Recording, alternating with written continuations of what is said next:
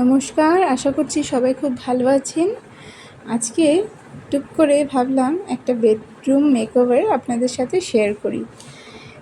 এই যে বেডটা দেখছেন, এটা কিন্তু আমার বিয়ের খাট।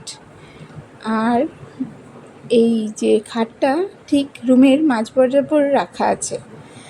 আর বেডের কালারটা যেহেতু ব্রাউন, তাই আমি সবসময় ভাবি যে আমি একটা উজ্জ্বল কালারের বেড কভার এটাতে পাতি।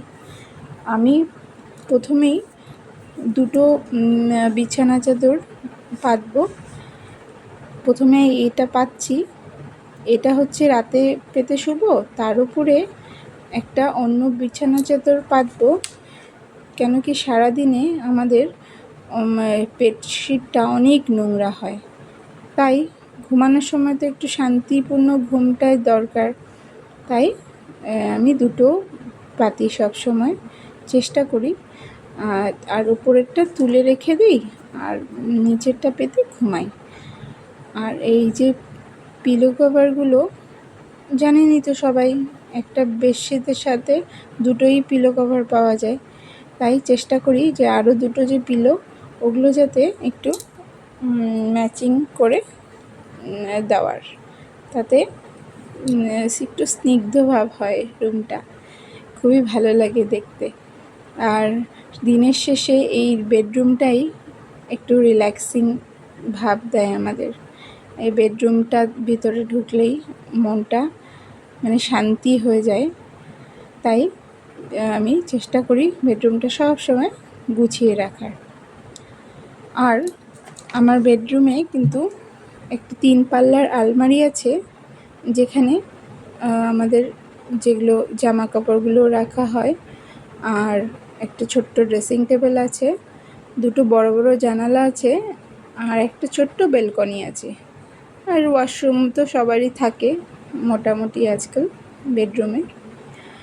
আর হচ্ছে এই যে বেডরুমের যেটা জানালাগুলো, ওটা দিয়ে সারাদিনের যেটা লাইট খুব ভালো, খুবই ভালো লাগে। ডে লাইটটা পড়লে এক মুহূর্তে মনটা যেন ভালো হয়ে যায়। তাই সবসময় আমি চাই যে জানালাগুলো যাতে খুব বড় বড় রাখার চেষ্টা করি। আর বেলকনির মধ্যে টুকটাক সারাদিনের যেটা কাপড় জামা থাকে, ওগুলো মেলে দিই। ওই ছাদে যেতে যেতে আধাই এনার্জি শেষ হয়ে যায়, তাই আমার বেলকনিতেই আমি মেলে দিই। আর গরম দিনে তো একটু রুমটা গরমই থাকে, আর ঠান্ডার দিনে তো ভালোই, কেন রোদ পড়ে সারাদিন, খুবই ভালো লাগে। আর এই যে আমার একটা ছোট্ট ড্রেসিং এরিয়া অনেক দিন ধরে এলোমেলো হয়েছিল, তাই ভাবলাম এটাকে পরিষ্কারও করি আর আপনাদের সাথে একটু গল্পও করি। এতে আমাদের এইটি ড্রেসিং এরিয়াটা কিন্তু রাতেরবেলা আবার হয়ে যায়, এটা আপনাদের সাইড টেবিল হয়ে যায়, এখানে জলের বোতল, মোবাইল, যাবতীয় জিনিস রাখা হয়।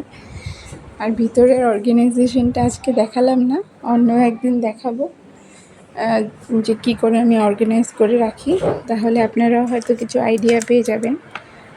আর এই যে দেখছেন মানি প্ল্যান্ট দিয়ে সাজিয়েছি, আমি মানি প্ল্যান্ট দিয়ে সাজাতে খুবই ভালোবাসি।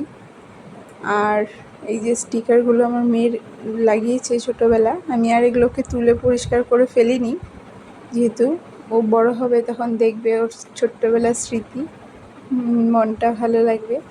আর এই আমি কিছু কিছু জিনিস যেটা রোজের দরকার, চিরুনি, ক্রিম, ফেস ওয়াশ, এইসব রেখে দিচ্ছি উপরেই, যেহেতু এটা কসমেটিক এরিয়াই হয় তাই। আর ঠিক উপরেই সাই বাবার মূর্তি আছে, যেটা আমি রোজ পুজো করি। আর অলমোস্ট শেষ আমার এই ড্রেসিং এরিয়াটাও পরিষ্কার করা।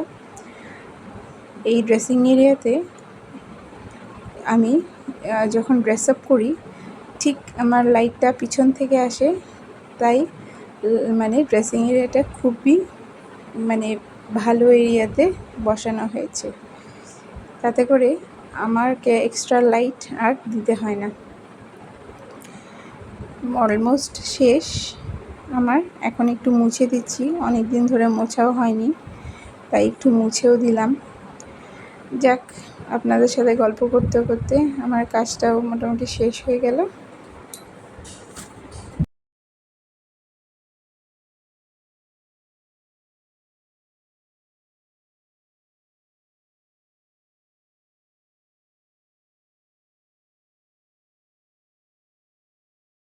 আমি তো মনে করি যে এই ড্রেসিং এরিয়াই হলো একটা মেয়ে লোকের সবচেয়ে ফেভারিট জায়গা, তাই না?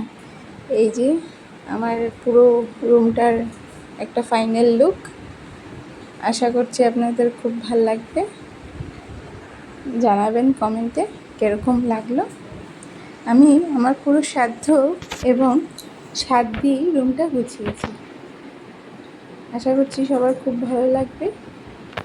সবাই ভালো থাকবেন, সুস্থ থাকবেন। বাই।